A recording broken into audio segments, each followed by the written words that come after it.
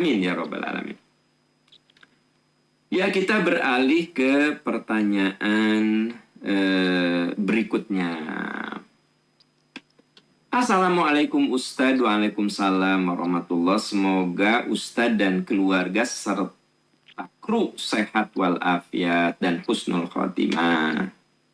Amin ya Rabbal Alamin. Izin bertanya, sewaktu saya membangun rumah tanpa diketahui posisi tembok yang sesuai batas tanah telah bergeser oleh paman saya karena merasa itu bagian tanahnya. Saya tidak banyak komentar karena tembok juga sudah terlanjur berdiri karena sewaktu proses pembangunan tidak saya saksikan setiap hari karena tinggal di beda kota. Saya hanya pas hari libur keluar. Belakangan ini paman saya menyadari kekeliruan tersebut dan takut akan dosa. Yang ingin saya tanyakan, boleh nggak saya minta memilih penggantian tanah yang digeser, baik dengan tanah ataupun uang, mengingat paman saya termasuk orang berada? Atau apa yang harus saya lakukan jika paman saya hanya meminta saya untuk mengikhlaskan tanah digeser tersebut tanpa penggantian? Kalau ini mas sudah hubungan antar manusia ya gitu. Jadi kalau Anda mau minta ganti, si emang benghar gitu kaya, ya aku mau minta ganti aja, digeser semeter ya minta ganti semester kali berapa misalnya. Akhirnya keluarlah angka 10 meter. 1 meternya sebut saja 1 juta. Anda minta ganti 10 juta. Boleh nggak Ustadz? Boleh, itu hak Anda. Kalau hak itu kan suatu yang memang boleh Anda minta. Itu hak. Makanya kayak, Ustadz boleh nggak nagih hutang? Itu mah hak Anda. Uang Anda ada pada dia. Ya Anda tagih, kamu punya hutang 1 juta. Sini. Ya, ini sudah jatuh tempo. Ih, kamu hitungan. Bukan hitungan, itu hak gitu loh. Jadi kalau bicara hak tuh kita harus perjuangkan. Kalau Anda merasa bahwa hak Anda diambil, ya, atau Anda mengambil hak orang lain. Aduh, ternyata ini rumah teh ngegeser, ini tanah si Emang nih, si Uwa nih. Bilang, Wah, ternyata tanahnya keambil sama aku.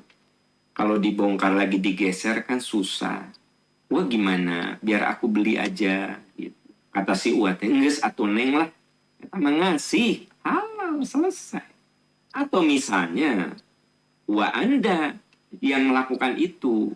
Ya, ternyata tanah Anda terambil. Lalu Anda bilang, udah deh. Saya berikan, saya hibahkan, saya kasihkan. Nah, halal, selesai. Jadi kebayang nggak hubungan antar manusia itu bisa selesai dengan mengislahkan. Ya, kebayang nggak Anda curi jam tangan saya? Jam tangan saya dicuri sama Anda. Tapi kemudian Anda datang ke saya, Pak Aam, hilang jam tangan ya. Itu sama saya dicuri. Sama saya dijual karena saya ingin membiayai kuliah anak saya. Saya ikhlaskan. Udahlah, nggak apa-apa. Saya ikhlas. Ya. Maka Anda sudah tidak ada dosa kepada saya. Karena saya sudah mengikhlaskan. Padahal Anda mencuri barang saya. Kebayang nggak sama Anda? Apalagi ini karena salah menghitung, salah pertimbangan, ya namanya manusia kan bisa saja keliru. Ini kayaknya punya tanah saya di garis teh. Ternyata udah jadi bangunan teh. Ya tanah orang lain keambil. Ngomong, diskusi, bahas. Sok kalau mau saya harus beli, saya beli. Kalau saya harus ganti, saya ganti. Nah gitu.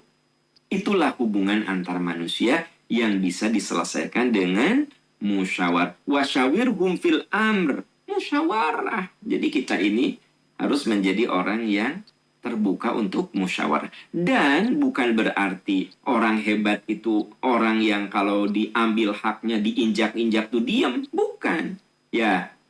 Jadi tidak salah kalau kita menuntut hak. Itu hak saya gitu. Ya. Nah jadi silahkan Anda obrolkan dengan paman Anda. Anda mau ikhlaskan boleh. Anda mau minta ganti dengan penggantian boleh, Atau kalau itu paman Anda mau mengikhlaskannya boleh, ya kan? Atau ternyata paman Anda harus bayar sama Anda juga boleh, silakan itu dibahas, dibicarakan. Semua bisa diselesaikan dengan musyawarah. Wasyawirhum fil amr. Bermusyawarahlah. Dan kalau musyawarah itu harus ada iktikad baik dari semua pihak. Kalau tidak ada iktikad baik untuk menyelesaikan, ya makanya ada jalur hukum. Nah, gitu. Jadi jalur hukum itu kenapa ada gitu loh. Kalau itu sejak zaman Rasul, kalau ada perselisihan yang tidak diselesaikan, maka datang ke kodi, ke hakim gitu. Jadi segala sesuatu tuh selesaikan dulu dengan musyawarah, dengan kekeluargaan. Tapi kalau kan ada orang yang udah masalah ngotot lagi, Anda tadi dilaporkan ke polisi, diperkarakan. Ih, itu keponakan sampai memperkarakan pamannya. Ya karena kan hak si keponakan itu yang diambil oleh paman. Apakah salah? Salah kalau ujung-ujung main melaporkan. Tapi bahas dulu, bicarakan dulu, diskusikan dulu. Kalau udah mentok, udah masalah, ngotot lagi. Nah, udah dilaporkan. Dolim tidak? Tidak.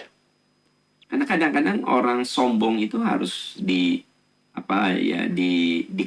juga gitu. Udah masalah, sombong lagi, udahlah penjarakan. Nah, apakah kita dosa? Enggak juga, enggak dosa kayak begitu. Ya, teman-teman sekalian. Nah, jadi Anda kudu bedakan antara jiwa maaf, jiwa musyawarah, dan hukum yang harus ditegakkan. Itu dua hal yang bisa kita jalani. Tapi orang beriman itu mulai wasyawirhum fil amr. Musyawarahkan. Itu yang paling pokok. Ya, gitu.